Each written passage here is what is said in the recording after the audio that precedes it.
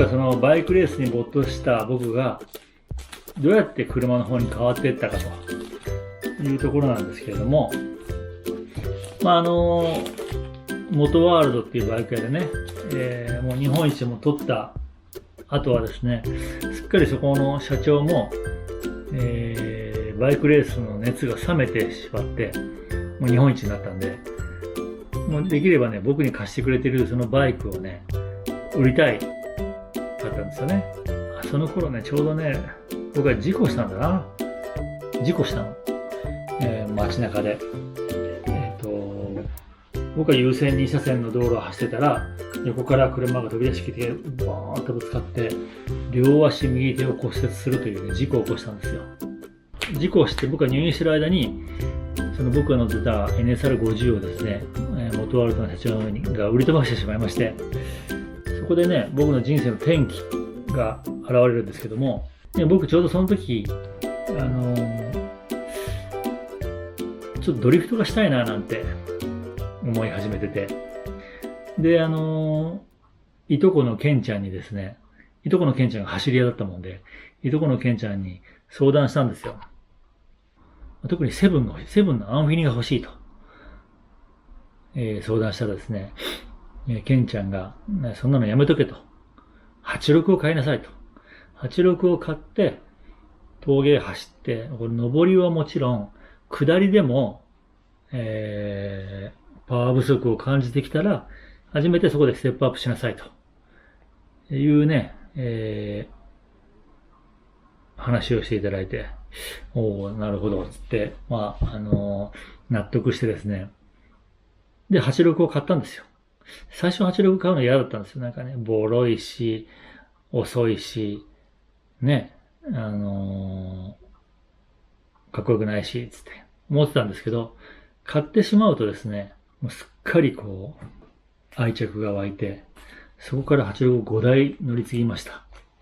そしてここで一つ言っておきたいことがあります。19歳の時に買ったわけですよ。その86ね。で、僕ね、その頃はね、なんとね、嘘じゃないよ。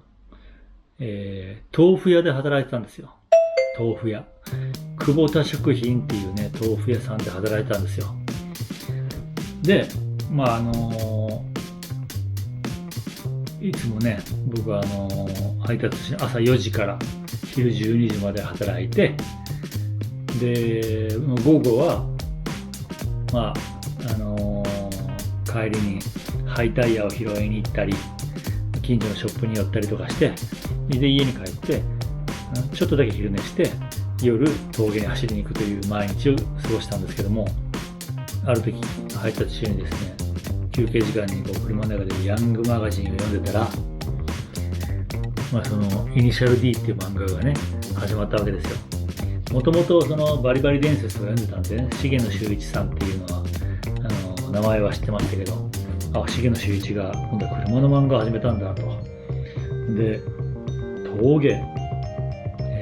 ドリフト、86、そして豆腐屋と、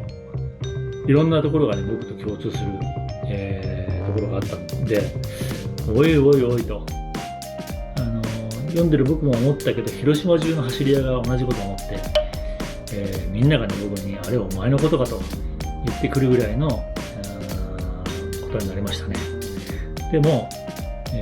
全くその重野さんとは面識もないですし、たまたまいくつか重なったんですけど、峠、ドリフト、86、豆腐屋って、これなかなかないですよね。僕が言いたいのは、イニシャル D より僕の方が先だから。ここだけは念を押して言っておきたいです。で、そこからね、僕のドリフト人生が始まるわけなんですけども、そこからね、峠で腕を磨き、イカ天っていうのが出たりとかしてですね、今に至るわけなんですけども。第16回、イカサ走り屋チーム天国。行くぞー。手作りだろこれ。はい。これ何の？これは GSX、バイクだ。そうです。バイクのね。ちょっとエンジンかけてみて、これどんな音するわけこれ。はい、減点2点。谷口の方が山本よりはうまいと思うんだけどな。よし、インついた。よし、パワーで持ち込め、パワーで。そうだ。綺麗綺麗綺麗綺麗。こいつ綺麗だもん。綺麗。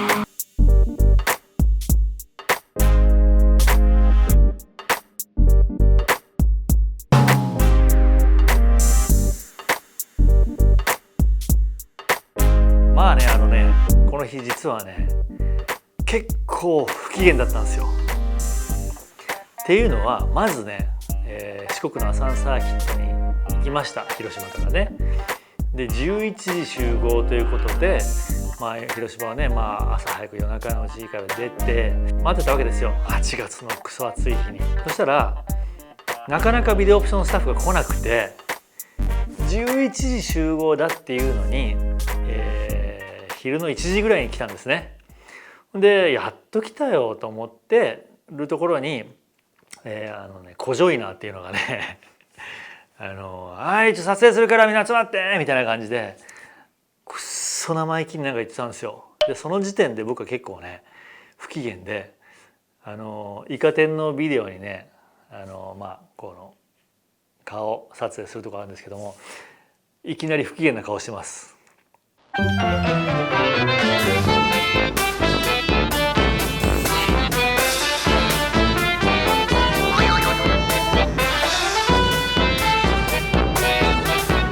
そして、チーム紹介から始まって、土屋さんにこうねバイクのマフラーでいじられみたいな感じだったんですけども、その後大会が始まって、順当に勝ち上がっていったんですよ。で結果3位だったんですけども、この3位という結果がね実に不服で、2位になった福島 MR2 っていうねのと対戦したんですね。でその MR2 僕と対戦した時にスピンしたんですよ。相手はスピンして僕はスピンしてない。なのに審査員に土屋さんと松原っていうのがいたんですよ。その松原が走りは福島かっこいいんだよなとかって言って、なぜかスピンしてない僕が負けになって、スピンした、福島 MR2 が勝ち上がるというね、なんだこの大会というところで、ものすごくおかむりでした。その時にこのクソ松原と思いました。さあどうだ。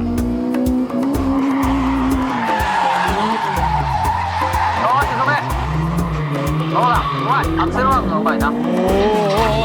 い。持ちこたえた。谷口うまい。どうか。やっぱり迫力だった MR2 なんだよ。MR2 福島の勝ち。はい。決勝進出。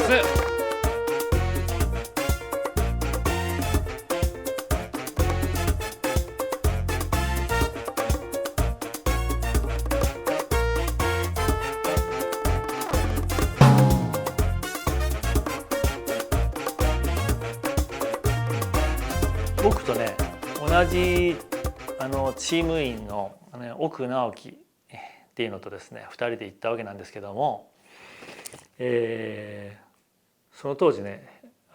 車を広島から東京までフェリーで運んで送ったんですね。で、フェリーに積むってことで車庫端はダメだという感じだったんで、わざわざ86度ノーマルの足をつけて車高を上げて、で走るような車庫長とかは車の中に積んで、スペアタイヤも積んで工具も積んで広島で、フェリー屋さんに車を預けて、で僕と奥君は新幹線で東京に来てというふうな段取りで来たんですけど、大会の前の日のですね、午後に東京の晴海ふ頭の方にですね車を取りに行ったんですよ。そしたら、今日はね降りないよって言われたんですよ。っつって「降りないってどういうこと?」って言って「車はねフェリーの中にある」って言って、フェリーは陸についてなくてそこに停泊しててですね、困ると「いつ降りるの?」って言ったら「明日の朝8時ぐらいだね」って言われて終わったなと。で開けて次の日の朝せかして早く下ろしてまた8時に車が出てきました。で行ったらですねちょうど、練習走行が終わったぐらいの多分10時か10時過ぎぐらいに着いたんですね。で僕と奥君っていうのは足が86のノーマルなものですから、急いで自分たちでジャッキアップして、各自自分の車をねサスペンションの交換をやるわけなんですけども、僕はまずはフロントから始めたんですよ。で奥君はなぜかリアから始めたんですよね。で、リアの足が交換した時にもう時間がないからってことで奥君はリアの足だけこう低い状態で僕はフロントだけ変えて並んだわけですよ。今来たばっかりなんですけど、ちょっと練習走行なしってのは辛いですか？辛いです。まだ足回りちょっと後ろがノーマルなんですよ。さあ1回戦ですと。那須エクスプローラーサーキットなんか行ったこともないし、とりあえずどこが審査コーナーもわからないし道もわからないんで3本走れるんでね、とりあえず目の前に来るカーブを全部ドリフトしてったんですよ。余裕でこっち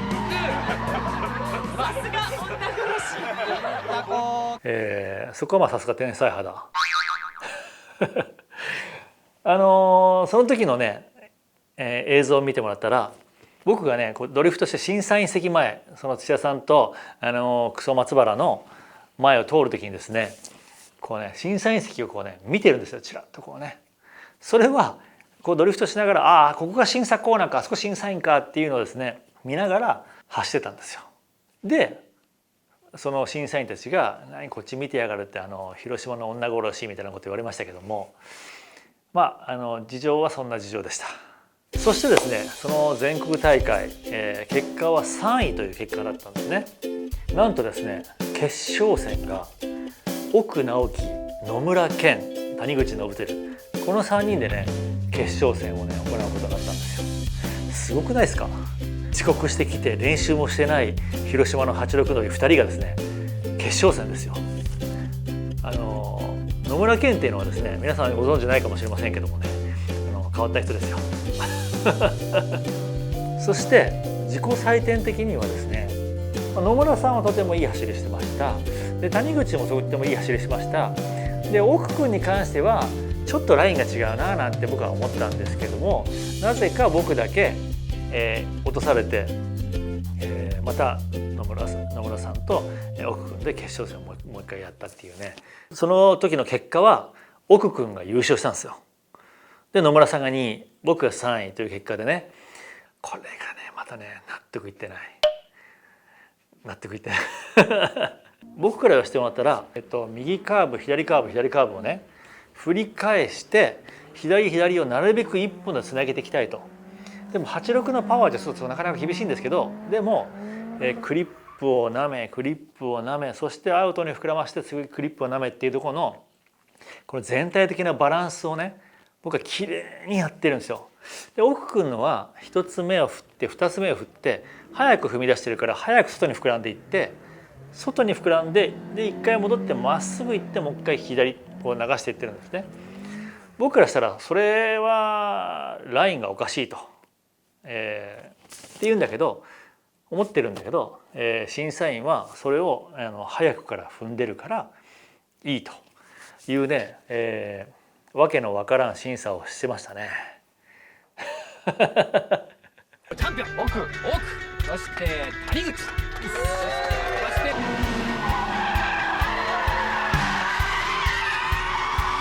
模範走行っていう感じで走らせてもらって、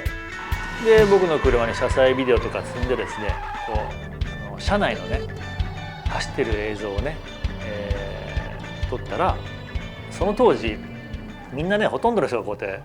手をシュルシュル離すだけのドリフトの人ばっかだったんですね。そこを僕はちゃんとこう自分でこう回して走ってて、これ谷口ってこれうまいねっていう話になって、だんだんその車の雑誌とかビデオとかに使ってもらえるようになってきて、でだんだん少し名前が売れてきたんですね。で23歳4歳ぐらいまでは86乗ってたんですね。5台乗り継いだんですけども、そこで初めて今度はシルビアにですね乗り換えるわけですよ。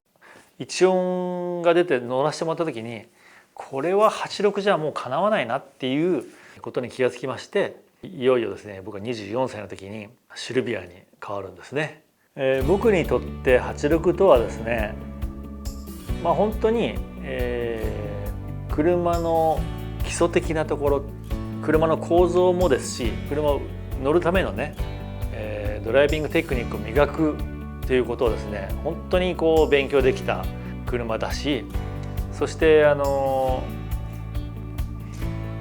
車の四隅まで神経が行き届いて手足のようにねもう人馬一体みたいになれる車なんですよ86って。で86と共に過ごしてきた人しかわからないんですけども、86って本当に家族以上というか本当に自分の化身のような感じの存在になるので、ボロいチープなところも愛せるような関係になるんですよ86って、不思議とね。なので本当にその865台と過ごした期間はとても貴重な経験ができたなと思ってます。総額なんと30億円。